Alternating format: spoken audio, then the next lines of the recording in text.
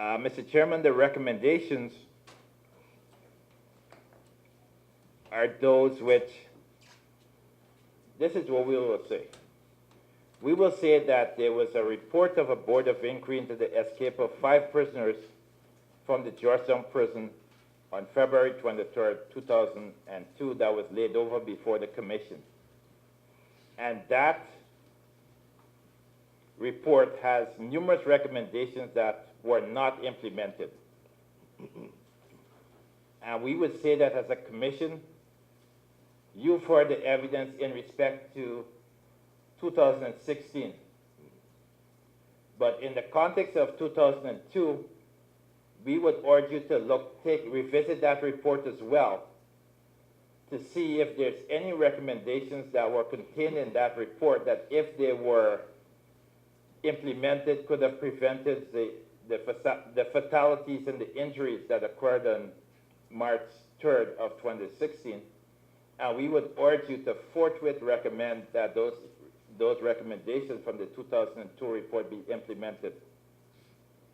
In terms of recommendations, you have a series of recommendations in the witness statement of Superintendent Kevin Pilgrim that we adopted for the purpose of these submissions.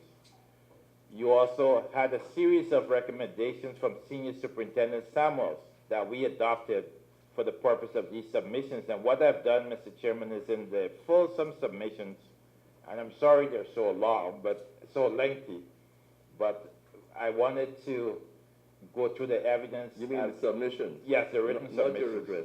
Not my address. My address is coming to a close. Yeah. The written submissions were as exhaustive as possible because we wanted to make sure that you had a fair understanding of the case from our perspective. Okay.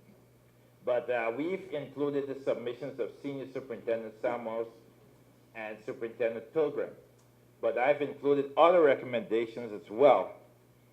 And some of those recommendations including ensuring the panel recommending that adequate resources are put into the prison system so that officers have adequate clothing, adequate equipment, and adequate human resources. Human resources is a significant issue in the prison service. There are not enough bodies. And so that is a recommendation that the panel should really urge on the minister and the president that resources be put into the prison system. The fact remains, Mr. Chairman, and you've heard that from Senior Superintendent Samuels, is that those wood buildings can be historic relics. I was at Mazaruni Prison yesterday, and I got to tell you, Mr. Chairman, I am amazed at the marvel of the place. And the same goes for those wood buildings at the Georgetown Prison. Those wood buildings had their place, and their place now are historic relics. Those are not places to house prisoners. And so what it remains is that governments do not want to hear that they need to pump money into prisons. But in the particular context that you find yourself tasked to make recommendations that we would submit, that it's appropriate that the government pump money into the prison and build a brick prison. You've heard the evidence from Director Graham. Director Graham paused before he unburdened you with the pain that he feels when he saw the Marriott got built way after a brick prison began construction within the walls of the Georgetown Prison, and that brick prison hasn't even reached anywhere close to completion. And so the recommendations must be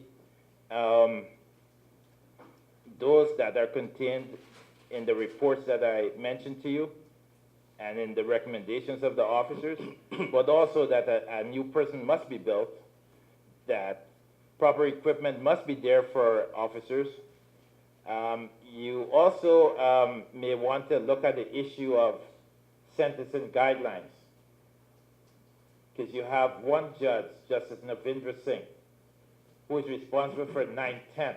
90% of the sentences over 50 years is brought down by one judge in Guyana. And so when I speak of that, you may want to turn your mind as well to an aging prison population. Because if inmates are being sentenced to 50 years and more without any prospect of release, you have the situation of an aging population in there, and the contingencies or the eventualities that flow with having an aging population. You need walkers, you need a geriatric ward, you need geriatric nurses, any number of things, and the health cost that comes with it. So perhaps in the context of where you have one judge whose sentences are quite disproportionate, sentencing guidelines may assist. And it may be something that the commission may be able to recommend, so that the Judicial Commission or the Judicial Council in Guyana can treat with that.